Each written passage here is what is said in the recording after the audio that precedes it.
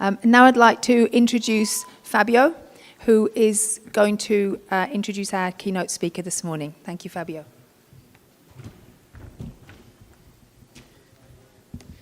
Okay, good morning to you all.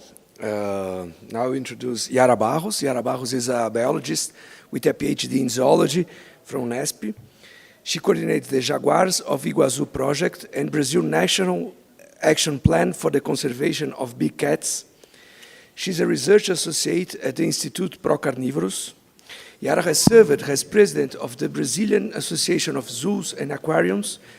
She was technical director of Parque das Aves and acted as a government consultant of IBAMA ICMBio on wildlife conservation policies. A member of the IUCN CPSG since 2014, she has received awards such as the Whitley Award this year and the Women of Discovery this year. She has worked for 30 years in species conservation with experience in fieldwork, NGOs, government, zoos, and public policy. I would like to add a personal note that she earned her PhD from UNESP, São Paulo State University, the university where I teach. And I can affirm that she's an inspiration to my students, particularly to young women, but also to the entire new generation of people who will dedicate themselves to caring for conservation. Thank you very much, Yara.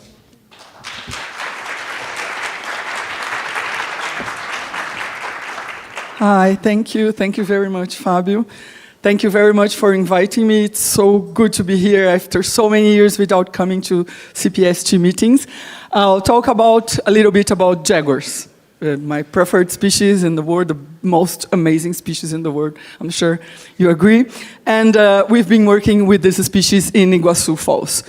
So the project Jaguars of Iguacu, which I coordinate, we are a project, it's an initiative from the government, the national park, and some NGOs. So I belong to Instituto Pró-Carnívoros, the NGO who is running this project. And here is a small video, very small, summarizes what we do. Let's start a journey along the paths where the jaguars of Iguacu National Park live, highlighting the essential work of research, education, and conservation, carried out with unwavering dedication by the Jaguars of Iguacu project. In the heart of the land that houses the majestic Iguacu Falls, an island of life emerges, a stretch of Atlantic forest, a refuge brimming with energy, where biodiversity flourishes in every corner. Along its trails, and with the grace of a queen, the jaguar makes its presence known. A fortress, watching over its territories, it shows us how every living being plays a crucial role in nature, and how it is our responsibility to ensure and perpetuate harmony in our ecosystem.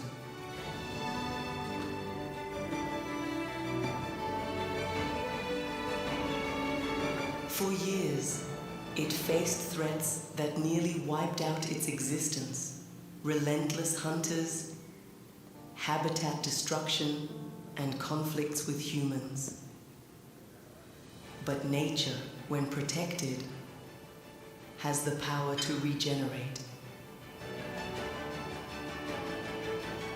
Today, thanks to the collective efforts of many, the jaguar is reclaiming its space. The population of these magnificent creatures has begun to grow again, ensuring that the powerful roar of this sovereign continues to echo. Our hope is that jaguars, society, and Iguacu National Park can coexist and grow together. We work tirelessly so that these golden eyes continue to shine in our forests and our imagination. We at the Project Jaguars of Iguacu help to build a future where wildlife and humanity can find balance and harmony. Join us on this journey of connection, conservation, and hope. very quickly what we do. And we started this 8 years ago with obviously a planning process. At the time I worked with birds for most of my life, so I brought together lots of Jaguar specialists and we made a workshop to make a planning for 5 years, which we review every year. So now we are on our second 5-year planning. So every year in January we have meetings to see the CPSG style, to see what was done and what was not done, how we have to adjust. And so you know where we are. Let me see this here. So we are in the Paraná state, and the Iguacu National Park is in the border with Brazil and Argentina. And when we talk about the Iguacu National Park, everyone think about the falls, because it really is amazing. It's something. But the falls is here. It's just a small part of the national park. The national park is huge. It's 185,000 hectares. There are 10 cities around, and we work in these 10 cities because the conflicts happen when jaguars go out. This is Kaluanã. I love him. I love his golden eyes. And the mission is to the conservation of jaguars as a key species of biodiversity. But the mission, the vision in the long term is to have people, jaguars, and the national park thriving together. So, because we cannot just take care of jaguars and ignore the human aspect. So for this, our planning included 3 main areas, which is coexistence between big cats and people, awareness, and research. Awareness, because I don't have to convince you that we have to save jaguars. I have to convince people who live on the border of the park. So the people will not help us save jaguars because they're critically endangered in the Atlantic forest. I used to say that they will help us if they don't want to live in a world where this golden eyes doesn't shine anymore. So this is what we try to take jaguar to people's hearts. We started with a social research in many properties around the national park to understand how people see and feel the jaguar and the park. And this helped us in a CPSG workshop with Silvio Marchini to build our theory of change. I don't have to read it all, of course, but to see everything we wanted to change. And the final point of our theory of change was vision. Jaguars, local communities, and national park thriving together. And this is how we structure our activities, because conservation is about people. I used to say this over and over. Doesn't matter whatever you're trying to say, it is about people. Oh, here, we work with Coexistence. Here is Thiago. See, here is the national park. And people really live in the border. And this is what we tell them. We want jaguars and people to share the land, and it'd be good to everyone. So we go there all the time. We make almost 400 visits a year in properties, not only when the predations occur, when there's problem. We are there all the time, so we can build a trust relationship. These are all the properties around the park that we visit. So we really are there all the time, and people know they can rely on us. If something happened, they can call and we go. This map of our visits shows these heat areas where predation or jaguar or cougar visualization occur. We intensify the visits. And the value of this contact with community, because the real risk that a jaguar will kill you is very low, but the perceived risk is high, and it's exactly the perceived risk who make people want to kill them. So if you're there all the time, you know the name of the people, the chicken, the dogs, the children, and this way we build this relationship. They know they can count on you. You're part of the community. You have a trust relationship, and people feel more comfortable to call us because they know we are going there. So we had this, when predation occurs, we have this response that we go immediately. It doesn't matter the time. We go 1 a.m., 2 a.m., 4 p.m. Whenever they call, we go. And this is something that changes things. Sometimes I always say that they call me once 2:30 in the morning. Hi, are you busy? I said, nah, not really. I'm not really doing anything useful. Because the chicken are a little bit agitated. Maybe there is a jaguar around. Would it be very inconvenient for you to come? I said, not at all. Be there in 10 minutes. And we go. And when we get there, people say, really? You came? Like, now? I said, yeah. So we check, we assess the situation. This makes people feel more comfortable. They don't have to shoot the animal. They can call us and we will be there. We check the situation. We sleep there if you have to. We check we want to identify. It was a jaguar, a cougar. If it was a jaguar, which jaguar? We approach very respectfully because when you arrive, they are pissed. They are really pissed. Your Jaguar, nah, nah, nah, nah. And so you embrace this and transform it. Get all the information we can to build a strategy to help make that property less vulnerable to jaguar predation. Got a lot of information to try. Sometimes by looking at the carcass, you already know if it was a cougar or a jaguar or dogs. But you have to show the local people. They come with us, they help us set camera traps in front of the carcass, and they go with us all the process. We build it together. It's a collaborative process. And then we install lots of preventive measures. Whatever shows up in literature, I try. So we try many, many things. We have anti-predation devices that we provide, but we tell they don't make miracles. You need to change your management. You cannot leave your cows giving birth in the middle of the forest. You cannot kill a pig to make salami and throw all the remains in the border of the forest. So we help them with small management changes that can diminish the vulnerability. This is a Fox light. It's a very, very efficient for us equipment. We use it a lot. This is the amount of equipment that we distributed or installed along the years. And this the project provides. And this is a sample. This is Mana, a young female. She came into this hen house, killed 20 chicken because it was a horrible hen house. So my team went there, we built the hen house, and Mana came back, and she couldn't get in. We also put an electric wire here, but the owner didn't turn it on. Instead, the owner put a crucifix here, hoping that God would protect the chicken, but he didn't. We did. With a fence. So Mana was there for 4 hours trying to get in. When she couldn't, she tried one more day, and then she didn't come back. And this is what we try people. Well, if you have a house without a wall, without a fence, your door is open, your wallet full of money is on the table, a thief will say, wow, this is a good house to get in.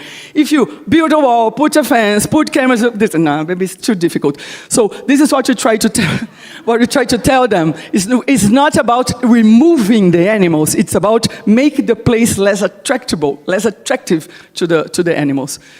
So, and after we go to a property where there was predation, we stay there for a year, every month with camera traps, with monthly visits, with orientation, technical support, so people feel that they don't really have to kill the animal. They can rely that will help. And this is what happens. I always say, oh, but so predations increased along the years. No, what increased was the confidence that we would act, and then information gets to us. And many of these predations come from 3 or 4 very problematic jaguars that don't help them, really don't. But in the majority of the cases where we act, there is no reincidence of predations. And this is, in Portuguese, could be onça compensa. In English would be something like jaguar payoff. It's like I want jaguars to generate an alternative source of income to people. I want to find a talent that is there, but we can help develop into a product or service to which the jaguar can aggregate value, because this aggregates value in keeping the jaguars alive. So we saw this because we tell people we want to take care of the jaguars and the people who share the land with them. Whatever you want to save, and the people we share the land with them, because this engage people instead of pushing them away. So we saw that crochet is a talent that is there, so I hired a teacher who taught the women how to do these amigurumis. I don't know how it calls in English. So we created the group Jaguar Crocheteer. It's 19 women in 3 cities that do these little jaguars. And they come, let me see if it's here. No, and they come with a tag saying, when you buy this, you are helping empower women who help us take care of jaguars. So you buy something with a purpose. And we let the project doesn't make money of this. And people say, do you make money? I said, no, our profit is that you know that the jaguar is adding value to this. Because everyone can make amigurumi, but this tag saying that this purchase is helping jaguars, you have. So, and now they have other animals of the park, anteaters, armadillos, and other animals. And I just started to work with an indigenous group, very, very, very, very poor, to try to develop also a handicraft line to which the jaguar can aggregate value. I was making our first workshop with them 2 weeks ago, and I was talking about jaguars, and I could see they were not really listening to with the heart. And I said, how can they listen with the heart when your stomach is empty? No. So when the jaguar starts put food in their table, then will be time that I'll be able to talk about Jaguars. So it will be a process that I'm just starting.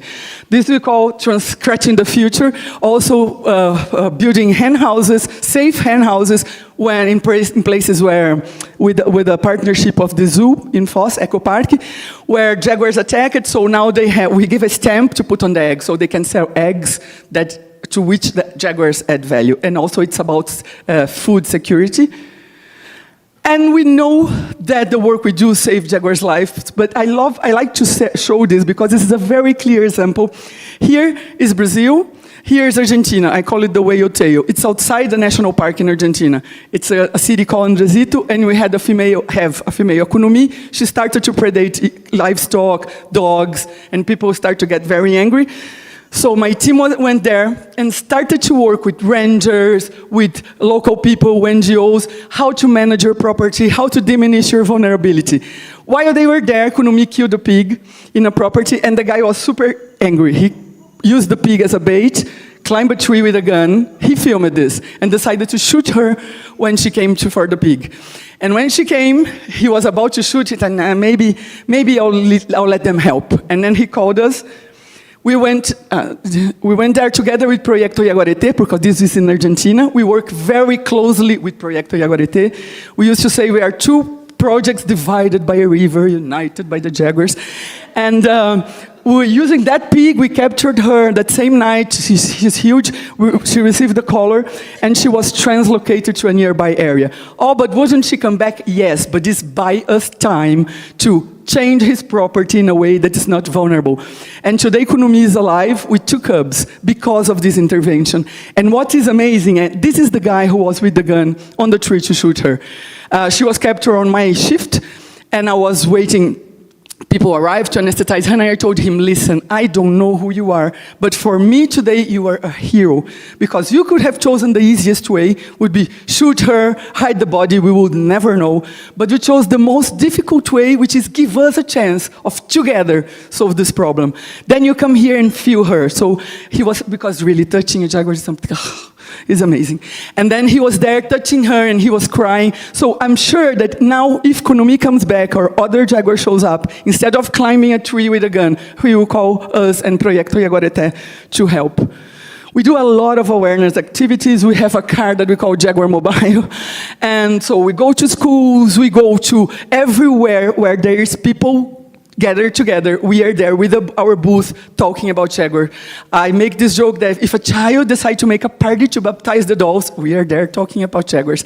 Because much of the fear comes from the lack of knowledge. So this is what we want, reach much, much more hearts. And now if you go to Foz, you see we are the first Jaguar-friendly airport in the country. When you arrive in Foz, you already know you're arriving in the land of the falls. But now you know you're arriving in the land of the Jaguars. There is this huge panel of Caluanã and this bus, all stickers that, like a jaguar. And we have this graffiti jaguar program. I want to touch people's hearts through art also. So there is this amazing artist, Igorizi, and we are having graffiti of jaguars in all the cities around the park. And with a graffiti workshop, so children can go there and learn about jaguars, learn about graffiti. And we have this very simple, it's not an ISO, it's a simple certification. We have 7 criteria. If people meet them, we give them this plate like Jaguar-friendly property. Do they make money out of it? No, but it's like you say, I see you, I value you, I thank you for all you do to help us take care of the Jaguars. Today, I think we have 10 Jaguar-friendly properties, and they are super proud of it. And every year we produce a little booklet in a very simple language that people can understand. Because the problem of scientists keep talking to their peers is that people continue to think that Earth is flat, climate change is not real, because we keep talking to each other. We use a very simple language that they can understand and they can relate. So knowledge is not a barrier, it's a bridge between the project and the people. And we also have, if you're interested, we publish every 2-3 months newsletter on our Instagram called The Voice of the Jaguar. Also in a very simple way with lots of pictures explaining what we did for the last month. We have a very nice Big Cat Incident Response Training course. We are training governmental agencies all over the state and now also outside the state. And we just built that, our CCC, Center for Coexistence and Conservation. So we build replicas of a hen house, a place for sheep, a place for pigs, and we are bringing people in to train them, to teach them how, in a very simple and cheap way, you can make your property less vulnerable. And we just created the 3 national coexistence network with Argentina, Paraguay, and Brazil, so we can share experience and strengthen the coexistence in these 3 countries. This is what we want. Might sound naive, but we want this to replace fear by enchantment. I used to say I would love people to look at Jaguars through my eyes and my team's eyes because they are so full of love. That would be an amazing future. So this is what we want. We want people to care about Jaguars. And the research is not exactly the topic of this talk, so I'll not talk too much about it. So we capture and color jaguars, we study population dynamics, animal health, diet and prey base, isotopic ecology, how they use the habitat, how they use the forest corridors outside the park, and we also monitor the fauna in general in the park, not only the jaguars. We capture and color some jaguars. This is Tarobá, captured 2018. And we also make a census to see how is the trend of the population. When Peter Crouch started to work in the area in the 90s, he estimated that in Brazilian side there was 64 to 70 jaguars, and it dropped to 9 to 11 in 2009. They were, Peter, I remember he put color in 7 animals, the 7 were killed. So in this, the population was basically locally extinct, and in these 15 years, it more than doubled. There is this very strong action of the police against illegal hunters. Also, the change in the use of the land. Now you have less cattle raising and more agriculture, so you have less conflict, and the conservation and coexistence work. So today the population is around 23 from 16 to 33 animals. We registered 37 animals in the park last year. So the trend is about increasing and establishing, but it totally depends on conservation action. Totally. If you stop, the numbers will go down. And when we think in all the green corridor that encompasses Brazil and Argentina, because jaguars cross, we have around today 83 animals, but the carrying capacity is 250, so we have a long way to go. But when we think about the Atlantic forest as a biome, it has 250 to 300 animals, so we basically have 1/3 of all the jaguar population in the biome, and the only one showing signs of increasing and establishing. We used to say we are proud of it, but it's a huge responsibility. And we also try to make plans not only for, I am the executive coordinator of the National Action Plan for Big Cats, but we also pushed the local government to create the State Action Plan, which was a CPSG workshop, and now Paraná is the only state in the country who has a plan for big cats, because you have specific things that species need in the state that are not covered by the national one. I have a very small team, it's increasing. I want to thank my team because they are amazing, incredibly committed, and this is why we can do all we do. And I think that we should do this, keep planning for a world where we all can thrive. People, jaguars, and the forest that sustain them. With this one approach, one plan approach. We also work with captivity people to make sure that whatever we can help, how we can help build a strategy together. Well, we have, conservation is a war operation, so we have our sponsors, we have partners. If you guys here from any zoo, if you have jaguars, super want to help and don't know how, I'm here, you have no more problems, I can help you with that. I want to thank Visit Iguacu, that one of our sponsors, and sponsor my trip to CPSG. Oh, and thank you very much for having me. I'm here if you have any questions or any doubts. Thank you. Can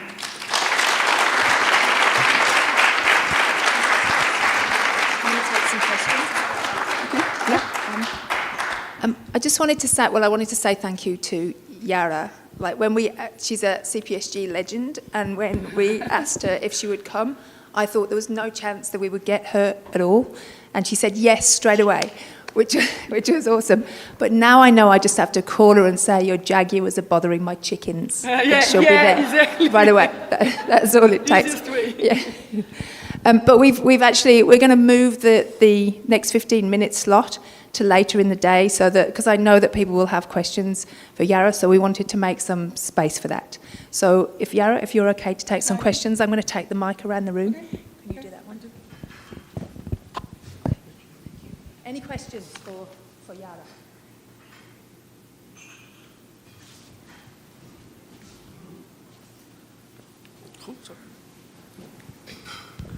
Hi.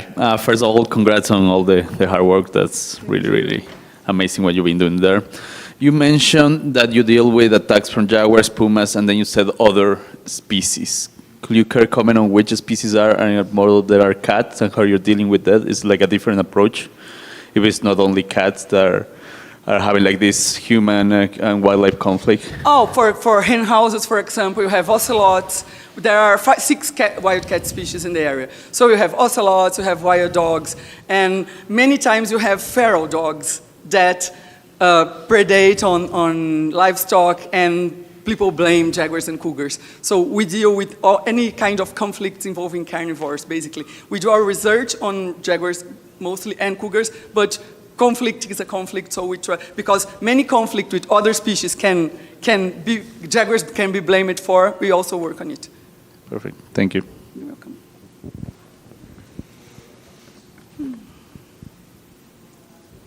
Not really a question, but a comment. You're my hero.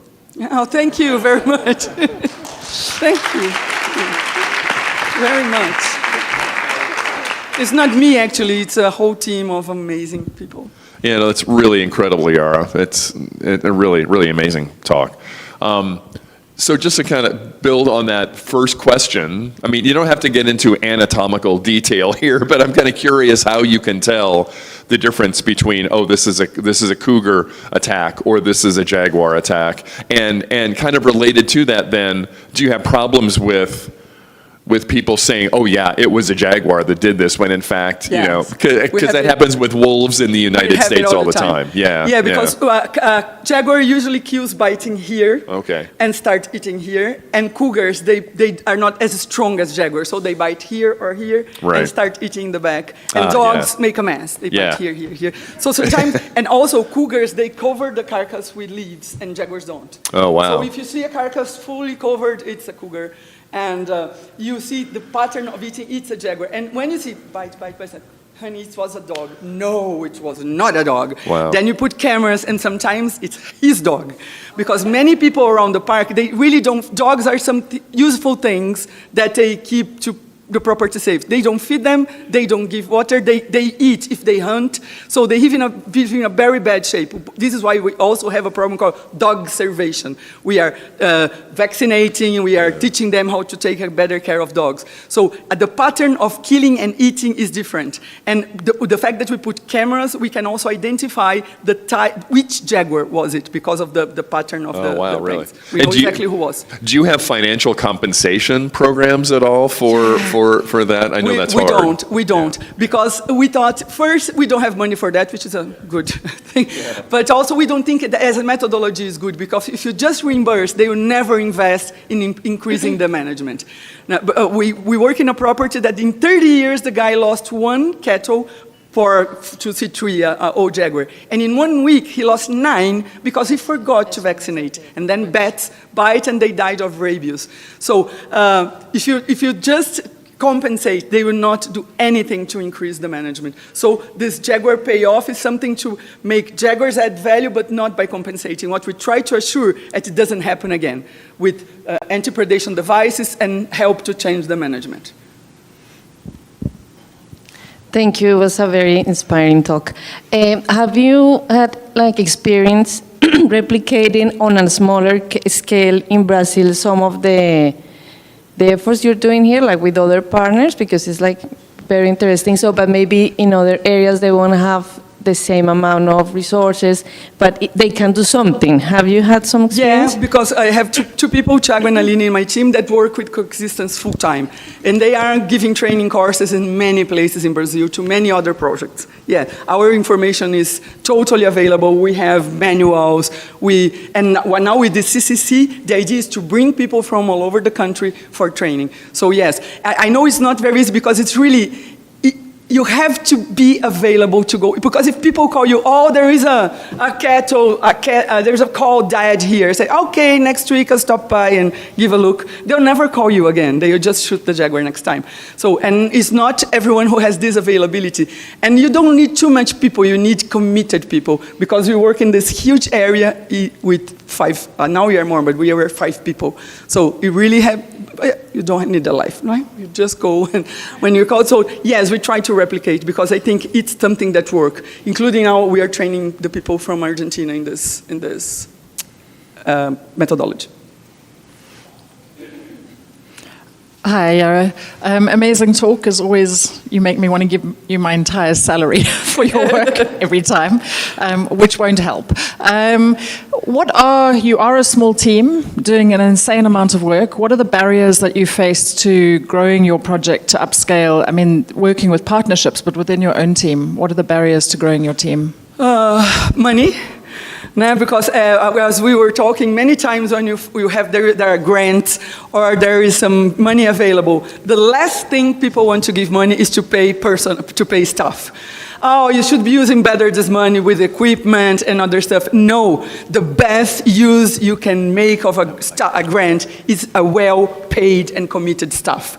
This makes a difference. They are there, giving up their life. They are in danger. They, working around the clock, and they must be well paid. And for our project in September last year, I still didn't know if we would have money to work this year. So it's not a very healthy, mentally healthy way of working. So I think funding is a big thing, but not only the money, the fact that donors and sponsors understand that paying staff is crucial. Doesn't matter if you buy amazing equipment if you don't have good and committed people to use it. I think that's...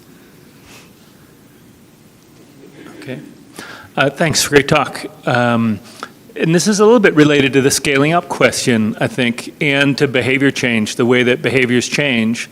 I'm wondering if people change their behaviors because you had an intervention only, or if people are watching other people's responses and seeing that there's a different norm of behavior that's possible. I think both. And now I told you that in 2017 we made that research on how people felt about Jaguars. And this year we will repeat this questionnaire so we can compare how it evolved. And we have many people that serve as examples. We have a property that we work that he lost a lot of his corn plantations by capybara and peccaries, white-lipped and colored peccaries. And then some jaguars and cougars showed up in the area. And then he tells everyone that his losses diminished 80% because now the jaguars are controlling the animals. So we have this to use also examples. So I think people are changing because we are there all the time, because we are working together and they are seeing that it's possible to do things, and also seeing the example of others.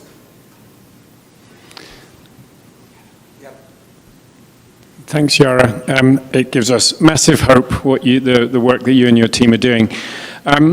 I wonder, with the thinking about the stability of those farms and the people around the area, and think about my experience in Madagascar. One of the problems is you can work with communities there, but because there are challenges elsewhere in the country, and also some areas are more sorted. And more appealing, that you have huge influxes of people. So communities, farms are not necessarily stable. So you work with one, but then there's another one that comes, and it kind of acts as a bit of a magnet because things are working well. It's a good place it's a reasonably well functioning place to reside. Is there a problem with immigration and sort of keeping on top of the new people who've arrived and Yes. helping to sensitize them or help Yes, them. Jamie, a lot, because the salaries are ridiculously slow in this in the farms. So there is a turnover. It's too much. You go there and you talk to the guys and you teach how to do, and then 1 month later you go there, it's a new guy, and then another month it's a new guy, and it's really, you have to convince the owner, because it's not the guy who is there who will implement. You have to convince the owner that will give the order. So, but as it keeps changing, this is why we are there all the time. Sometimes you feel frustrated. We just taught you like everything, and now, oh, new guy. And some people will not believe you. Some people, and we had this problem also about cattle theft in some properties. And then they say, oh, it was the jaguar who killed. And 98% of the time when there is a predation, we find the carcass. And if we don't find the carcass, even sometimes 1 kilometer inside the forest, we find the carcass. If we don't, we say, this was not a predation. Possibly your cattle was stolen. And many times the employees, because they make so few money, they steal the cattle and sell it and tell the owners that it was the Jaguars. And then it's a conflict when we arrive there to try to solve this, because they don't want it solved. It's convenient that the owner believes that the Jaguar is killing the animal, so they can continue to steal them.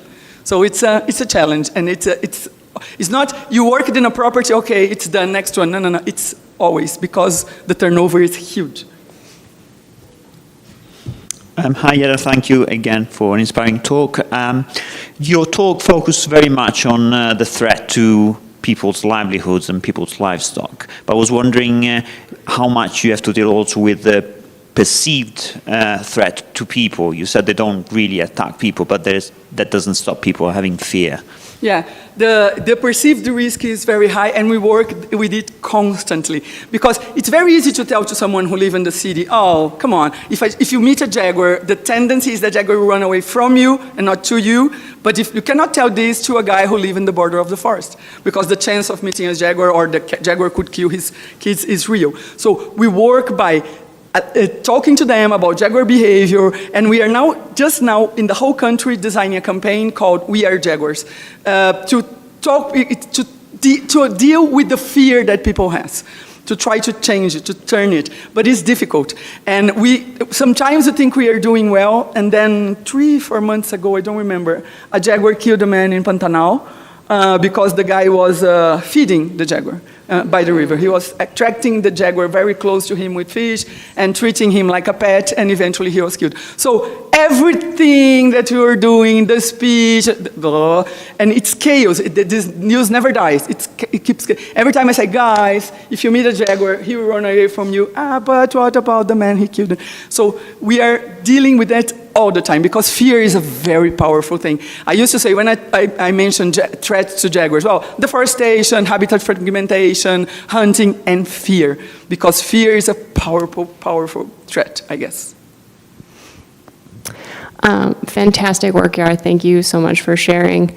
And I know you said your talk wasn't about the research, but I wanted to ask, so in the 90s, you said there were around 400 jaguars, and but the modeling, it sounds like, is showing that there's a carrying capacity of only 250. So I was just wondering, like, is there been significant habitat loss, or like were they over capacity in the past?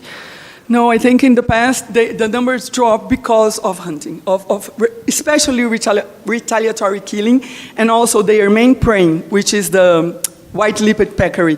It was extinct in the area for almost 20 years due to overhunting. Now you can see babies and lots of, I don't know how do you say in English, a lot of peccaries? A herd of, you can see them coming back, but they stay 20 years away. And as we are proving, we check it with our evaluation of feces to understand the diet, and 60% of the diet is from wild pigs. So with them, two species, one disappearing for 20 years, it also must have pressured the numbers down. So it's balancing. And inside the Brazilian side, we estimate the carrying capacity in 50, and we have around 25. So we still have a long way to go. And sometimes people are talking about fear, people say, wow, so it means that if there are too much jaguars, they will start eating people? We say, no, they will stop growing. Oh, so if hunters go to the field and hunt all the peccaries, they start killing people? No, they will disappear.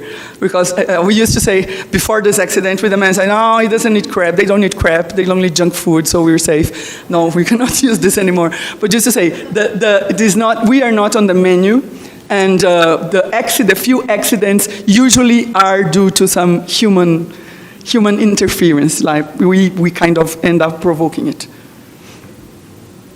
Thanks for your talk. I was wondering, you work within a national park. Do you coordinate with them, or they are going to work with you and they know how to do this work, that they have the governance on that park? They are in charge of the park. They should be doing that work. The national park, yeah. Exactly. We have an MOU to work. We have an MOU to work together. We have a cooperation agreement, and we elaborate together the planning, the strategic planning. They are part of it because this part of law enforcement, we cannot do it.